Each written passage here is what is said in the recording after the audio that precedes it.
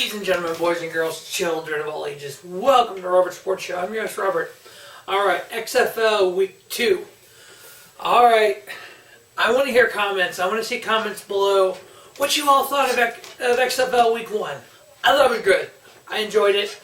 I wasn't able to watch all 4 games. I was able to watch the first game and then bits and pieces of the other games. If you look at it to what it is, minor league football, it was excellent. Now, if you want to go comparing it to the NFL, yeah, you're right. The referees aren't as good. The players aren't as good. The rules are just a little different. The kickoff rule, I know there's a lot of talk about that. Having both teams line up on the 35-yard line, 5 yards apart. The kicker by himself kicks off. The lines cannot move until the returner grabs the ball at the 20. The ball's got to be between the end zone and the 20. So we have a return guaranteed. But you don't have that 50-yard running into somebody. So that's safer. I actually liked it. It was intriguing. Somebody's going to break through. We all know that. There's going to be a return. It's going to be cool. You don't have that just, car crash right there. So that was kind of cool. A couple times where the ball didn't go to the 20. It was placed at the opponent's 45. So that was a hell of a, great spot for it. So yeah, I don't know. I kind of like it. I can't wait to see the overtime rule. I can't wait to see that take effect. But a lot of people went for the 1 and 2 point extra point. Nobody went for the 5. We'll probably see that more in closer games, tighter games. One thing that people kept saying is not the NFL. Right, it's not. It's for the love of football. And that's something that a lot of these players, they just want to play football. In the NFL, there are 1,700 jobs for the NFL. That's it. 1,700. 704 starting players for the NFL. 11 defense, 11 offense. That's it. So if you're 705, 710, so there's 1,700 main roster spots for the NFL. If you're anywhere from 1,400 to 1,700, your job just depends on the week by week. And that's what a lot of these guys in the XFL are. 90% of them have been in training camp, have NFL experience, but they either, 1, wasn't given the chance to succeed, or 2, they weren't good enough. I think the XFL can be a great stepping stone. You can have players that are kind of the Tier D players that don't make NFL teams because there's not enough preseason games to see what they can do. They go to the XFL, they succeed, you get head coaches going, wait a minute, did I miss on this guy? You bring him back to camp, he proved himself. I think it'll work. The concept works. I think it will. You just gotta give it time. We'll see more in August. We'll see how many of these players end up in training camps. How many players will be maybe the French players from the NFL will get cut. They'll show up in the XFL next year. Use it as a minor league system. There is no minor league in football. There's 10,000 college players. So if they want to play football, they got to do something. So no, I think it can be like a minor league football, kind of a feeder system to the NFL. Just like independent baseball, just like minor league hockey, minor league baseball, independent pro wrestling. I'm a huge pro wrestling fan. I talk about pro wrestling a lot here on Robert's Sports Show. It's like an indie wrestling company. You watch it, you don't know the people, you get to know the people, the next thing you know, those people are on WWE or AEW. Alright, so we're going to run down week 1, excuse me. Win-loss, I was 2-2. Against the spread, 1-3.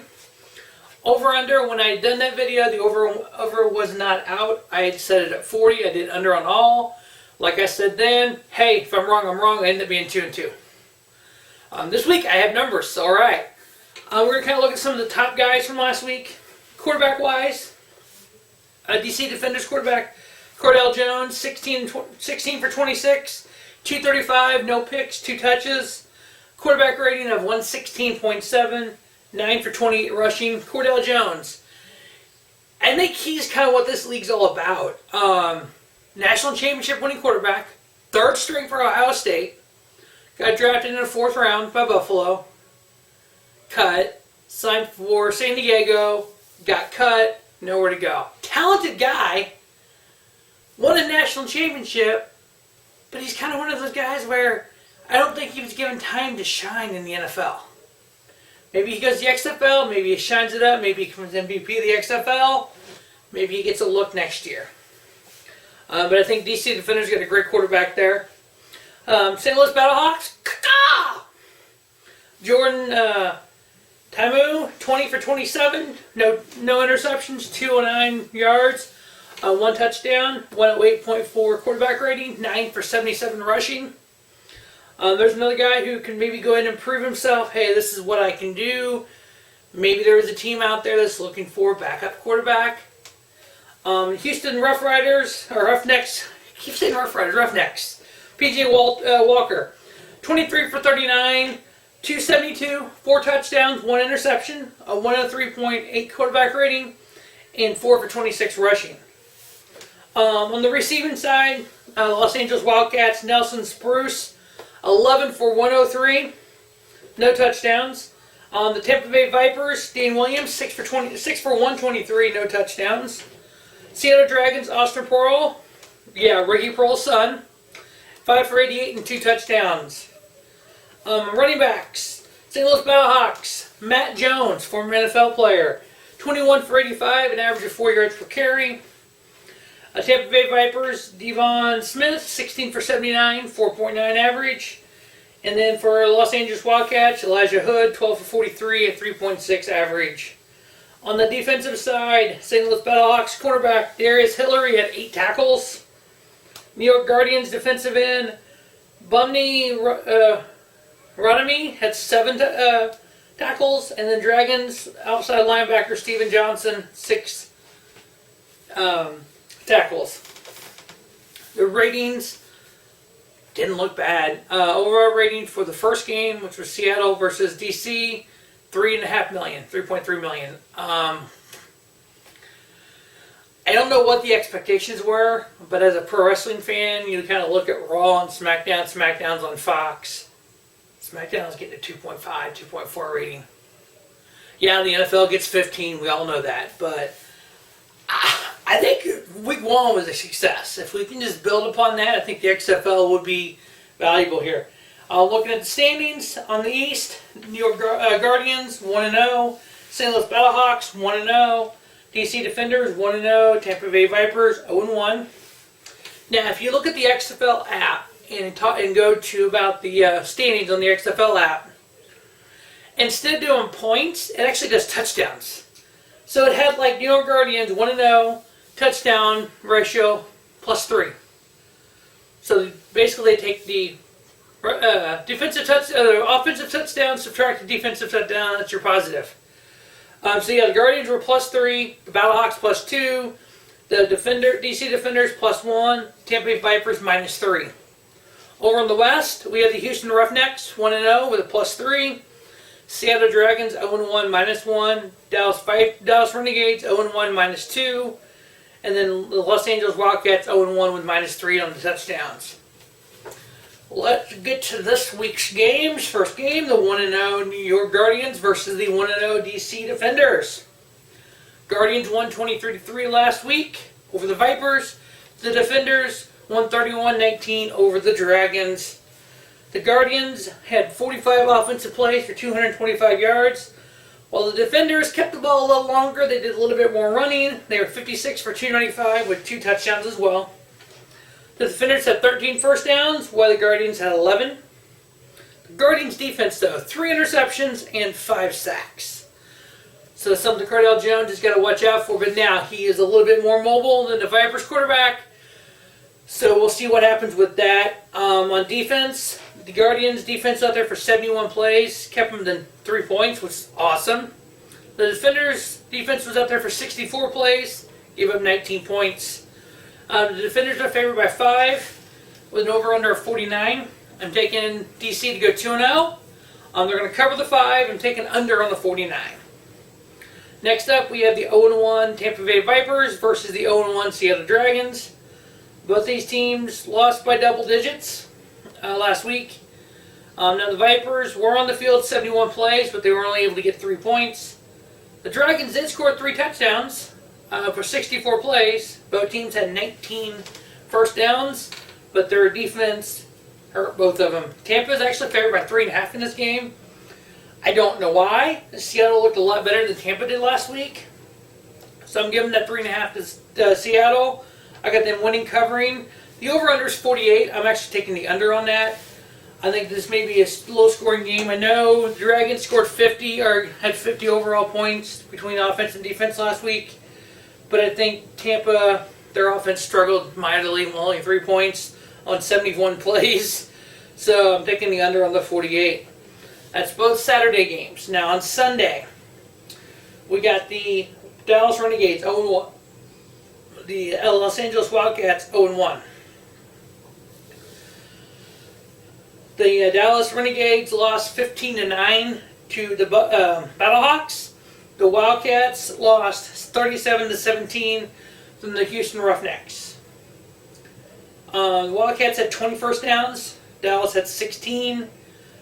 Dallas had 59 offensive plays, with defense struggled mightily, giving up 2 touchdowns in 71 plays. Dallas is favored by 4. I got them giving the 4 to LA. I got LA winning, covering the 4, and over on the 48. I don't think either one of these defenses will be able to really stop the other team. So we're going to see some points on the board, I think, in this game. So I think this one may push the 50-55 range. And finally, we have the 1-0 St. Louis Battlehawks versus the 1-0 Houston Roughnecks. Battlehawks won 15-9. They were an 7-point dog. So they're able to win that. Or sorry, 6.5-point dog because they won by 6. Because I took them. Yeah, I was talking to somebody at work and they're like, yeah, nobody thought the Battlehawks would win. I'm like, oh, no, nobody. Yeah, I did. I called it. So Houston 1-0. They won by 20 points last week over the Los Angeles Wildcats. The Battlehawks had 71 offensive plays, 374 yards, the second most for the week. 2 touches, 24 first downs, which was the most. Houston was able to score at 37 points on a mere 56 offensive plays, 17 first downs. Houston is favored by 6. I'm not going against the hometown St. Louis Battlehawks. I got the Battlehawks giving the 6 to the Battlehawks. I got them winning, covering. I'm taking under on the 51. I think the Battlehawks are going to be that kind of team this year. They're going to win, but they're not going to be able to score many points, but they're going to stop everyone.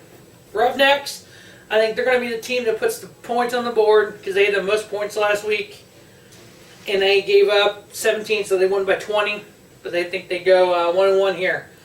So I think the TDC Defenders, the Battlehawks will both be 2-0.